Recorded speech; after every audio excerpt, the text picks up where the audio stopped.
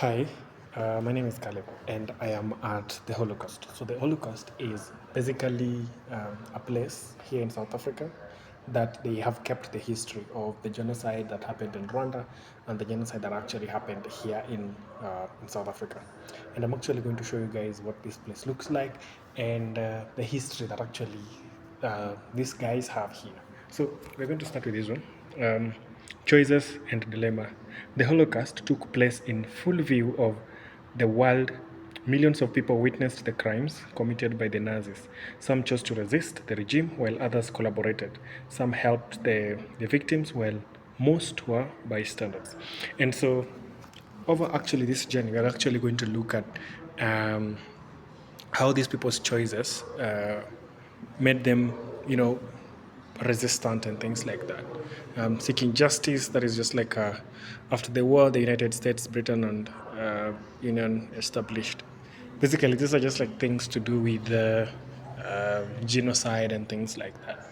And then we have a board here. So this board shows different people. Let me just actually try to zoom into one. So this guy is called, okay, that's the name. Praskia Fragidla.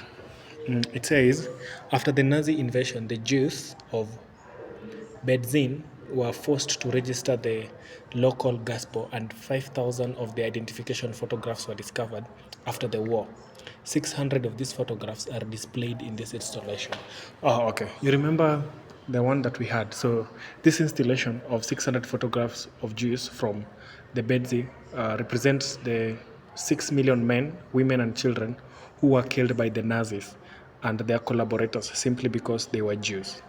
Each one had a name, so you can actually see the people that actually were killed by by the Nazis. We have actually seen on that board about the Nazis and the yeah, the Nazis. So each drawer portrays a choice made by the perpetrators, collaborators, and bystanders, resistors, and rescuers. These come from different countries and backgrounds and were motivated by either support or opposition of the Nazi ideology, by compassion or lack of thereof, by greed, fear, or religious or moral principles. While some actions could easily be identified with one choice or another, others were ambiguous. All had immense consequences of these victims. I've opened a drawer here, um, and actually, this drawer shows all the choices and all the consequences that actually happened. I'm just going to go with collaboration in Eastern Europe. And so this is actually how it looked like. So collaboration in Eastern Europe, collaborators from Estonia, um, Latvia, Lithuania, Ukraine, and all this and all that. And then you can actually see the pictures and the portraits of these things that happened. We still actually have more. So the story of Oscar Schindler. I worked at the company Schindler, and then perpetrators. Perpetrator is a person who commits an illegal crime or a moral act, and then the bystanders, the Nazi people, the rescuers, the people that are trying to rescue the Jews from the Nazis, and then the resistors, the people that actually were, resistors use violence. So it actually have like thousands of individuals undergo movements, and then the collaborators, the people that collaborated with the Nazi people, the Bedzin, look at this wall and actually see them, and then the destroyed community, and then that. But I want to actually show you guys how the apartheid actually played out here in South Africa. So this is just like a full room of stuff, and so yeah, these things. You actually look at them. But then I actually wanted to show you, what did I want to show you?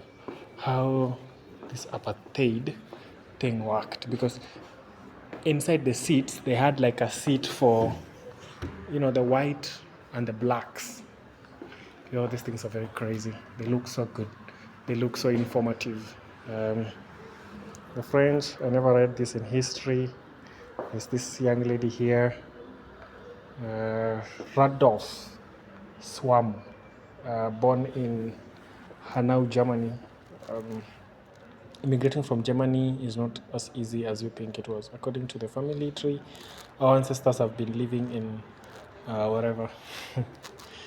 Okay, good. So they have very good stuff here. So you remember when you watch the movies, you actually see these things a lot. And so yeah, the lucky escape, um, things from the past, how these guys were fighting wars, and there's actually a lot of stuff still here to actually show you that the future is not a scam, like the past is not a scam. They have actually this. I don't know what this is, but I have it there. So the Jewish resistance against the Nazis, we have actually looked at this. So the resistance movement, resistance against the Nazis was seldom a strategy for survival. So the Nazis are the people who were killing the Jews because they were Jews, okay? And then you can actually see here um, partisans living in Joburg.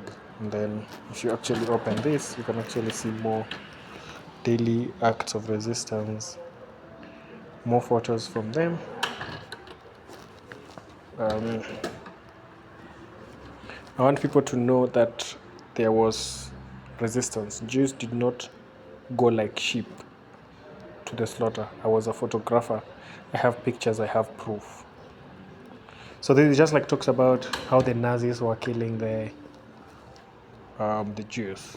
I can actually see, yo, this is crazy. You guys should come and actually look at these things. Yeah, it looks good. So I don't know what these things are. 100 crown. I don't know. But then these ones looks like the letters from the past. This not the past is not a scam. So this is just like a video. The M7. You can actually see that kid there. They're being shipped by train.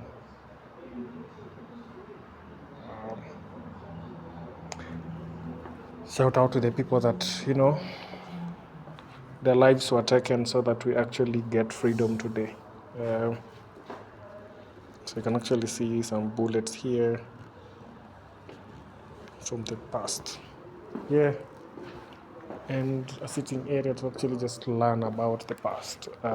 So this is just like a screen here to actually world events in 1944, 1945. This is still just like another area. I read about that today. Still more. So you can actually see, so the genocide in Rwanda. So this room is just for the genocide in Rwanda, what happened. You can actually see that screen.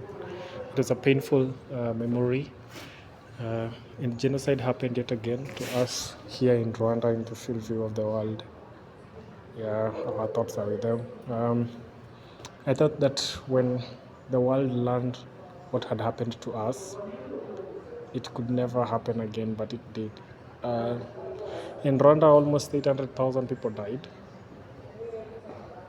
And actually, you can actually see a picture of how this thing happened. So the picture there, and then from here, you can actually see a map of actually what happened. So this is the timeline of Rwanda. So in 1894, pre-colonial period, Rwandan society was organized first by societal clans, and then through the three groups, Hutu, the Tutsi, and the Twa. We actually learned this in social studies. According to some of the historians, Hutu were mainly farmers, Tutsi mostly owned cattle, and the Twa were primarily hunters and potters. By acquiring wealth in the culture, in cattle, Hutu families could become Tutsis. The country was ruled by a Tutsi Mwami king and his predominantly Tutsi court. And then what happens from 1894 to 1959, you can actually see the colonial period. So this was actually the pre-colonial period. And then the First Republic. So I want to go to the genocide. So the civil war from 19 92, 1993, and then 1994, sixth period, 6th to 4th July. This was just like, I don't know, it was just like a few years ago. Um, on April 6th, on his way back from Arusha, the Habariaman's plane was shot down over Kigali by assailants who remain unknown. This was used to as a pretext. In 100 days, at least 800,000 people had been killed, 3/4 of the Tutsi population of Rwanda. That is so bad, man. Again, the video there, I'll come to rewatch it. And then this one shows the clothes of the Rwandans who were died, their crosses, the pictures, the machetes, the things that were gotten from there. More stuff that we'll actually read. And then this place shows the clothes, the clothes of these people from the Rwandan genocide.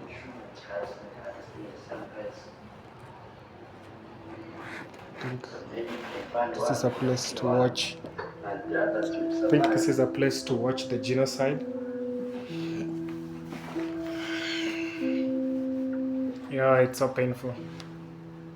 But we'll come and watch it later.